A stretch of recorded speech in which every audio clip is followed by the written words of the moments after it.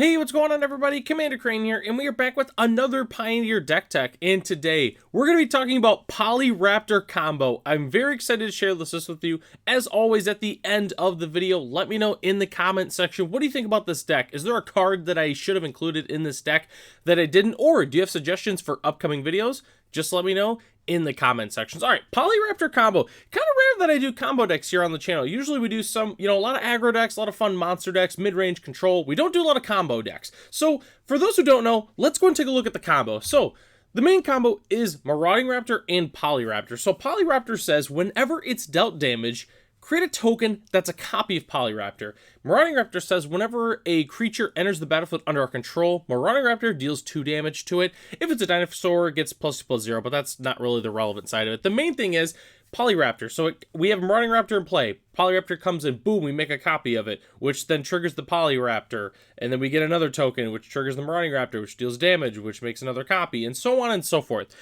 The only potential problem with this is one simple thing: the game draws out unless someone has a go for the throw or like a sack outlet. The game's done. It's a draw. So what can we actually do to take advantage of this instead of just drawing the game out? Well, there's actually a couple different creatures that we can play. So we're playing Terror of the Peaks and Perforos, God of the Forge, to take advantage of this combo. So it's basically a 3-card combo. We need Marauding Raptor, Polyraptor, and then one of these guys here, and then we just win the game because Polyraptor comes in, Marauding Raptor deals 2 damage to it, but we deal 5 to our opponent because of Terror of the Peaks' really nice triggered ability. We make another copy of Polyraptor, we deal another 5. The game, it's over. It's absolutely over. Unless they have like a weird Doomblade, the game is absolutely over. But obviously, we got a 7-mana creature, we got 5-mana, 4-mana creatures here. We need things to do to be able to get this out. So what can we do to obviously accelerate this and get it out a little bit faster? Well, we're playing a lot of ramp. So we're playing the 8 Elves and Sylvan Caryatid as our main cheap ways to be able to ramp out some of these creatures here. And then the next slide here, I would say these are basically just our toolbox creatures, although Topiary Stomper is just a really good ramp card. It's also a dinosaur, which also kind of fits the theme of it's like a dinosaur deck / dragons, that kind of thing.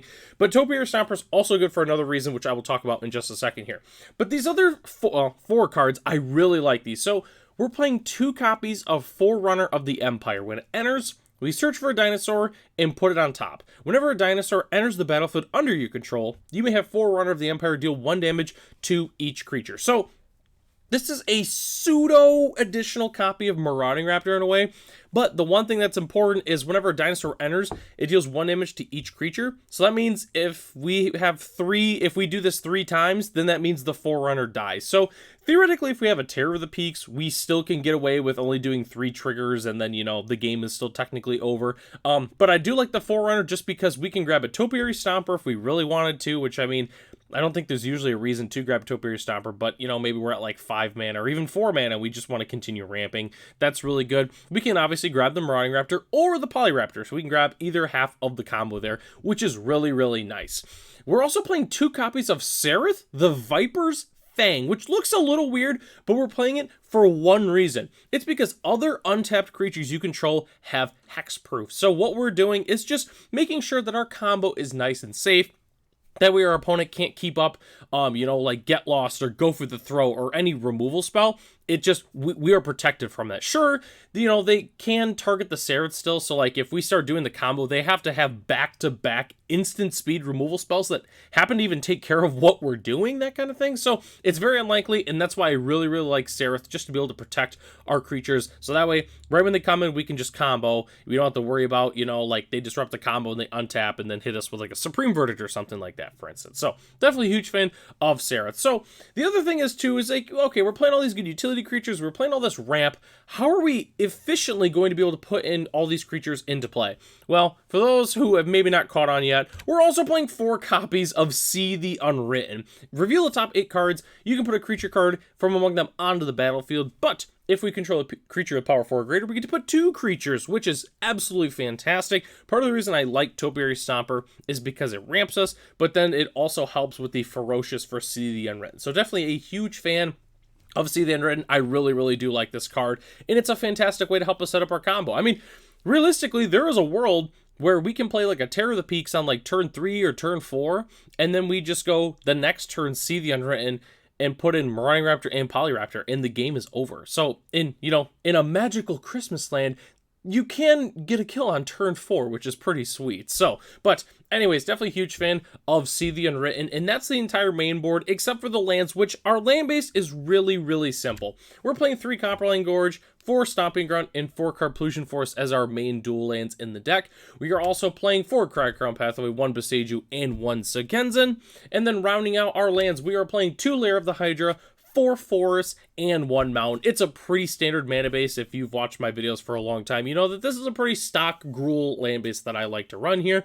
And as our spicy basic land of the day, or lands I should say, the Jumpstart lands are always fantastic. I wanted to feature the Dinosaur Forest just because we got a lot of really cool dinosaurs in this deck. And then we have the Jumpstart Mountain as well. Huge fan of both of these artworks. If you like dinosaurs, you definitely should get the Dinosaur Forest. It is absolutely fantastic. So that's the entire main board. Let's go ahead and talk about the sideboard, and then we can talk about some budget alternatives that we can play in the deck. So sideboarding is going to be relatively simple. We're going to want some graveyard hate just because there's a ton of good graveyard decks going around in the metagame. Torment Script is always a fantastic option, but if you want something that can potentially be put into play with See the Unwritten, you could even play something like Scavenging Ooze. I do like that card as well. We're going to want some extra removal. I'm personally playing a few Bone Crusher Giants in the sideboard just because it's a really cheap removal spell, but it's also a creature that we can put into play with See the Unwritten, as well as, you know, in a weird way, it also has 4 power, so it can help with the Ferocious for See the Unwritten. So either way, it's a really, really good spell. Trinkle Frollback, I also really like in a deck like this. We make a ton of mana. We got some dinosaur synergies going on with Marauding Raptor because, you know what, sometimes there's games where we're going to have to just play a really fair monster, you know, dinosaur-esque match. Like, that's just how it's going to go sometimes. And Trinkle Frollback is definitely really, really good. It's just, you know, stabilizing the game. Exiling graveyards, gaining life, destroying an artifact or enchantment. It's just really, really good.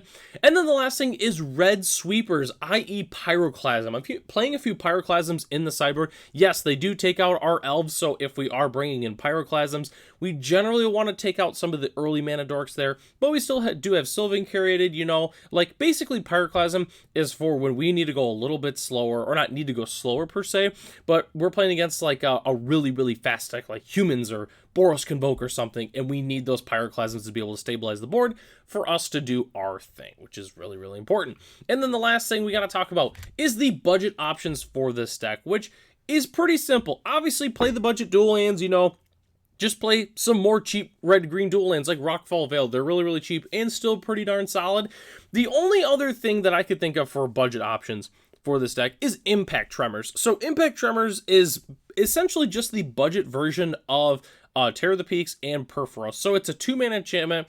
Whenever a creature you control like enters, it deals 1 damage to each opponent. So you can't hit it off of See the Unwritten, but if you're looking for a budget alternative, because Terror of the Peaks and Perforos, I want to say they go for about 16 US a piece. I think it's 16, yeah. So they're a little pricey. So if you're looking to, you know, go budget, I would definitely just play Impact Tremors, at least as a replacement for either of those. But I definitely would recommend picking both of them up because they're very, very essential to the combo. The last thing I wanted to talk about is our current list as it's constructed right now is only $300 US, which is relatively cheap for a deck.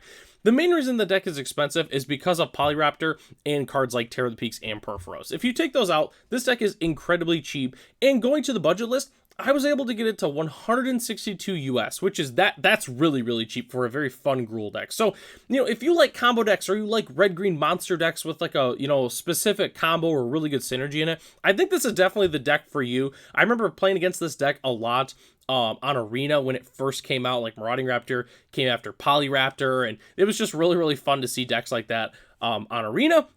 So let me know in the comment section below if you do end up building a deck like this, or if you already have a sweet Polyraptor deck, you know, whether or not you play it in Pioneer or Modern or Commander, just let me know in the comment section. And that takes us to the end of the video here. Thanks so much for watching. The deck lists are in the description below if you'd like to check them out for yourself.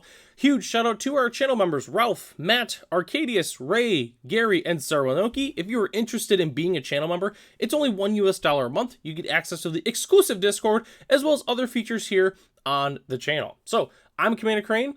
Thanks for watching this video, and I hope to catch you in the next one.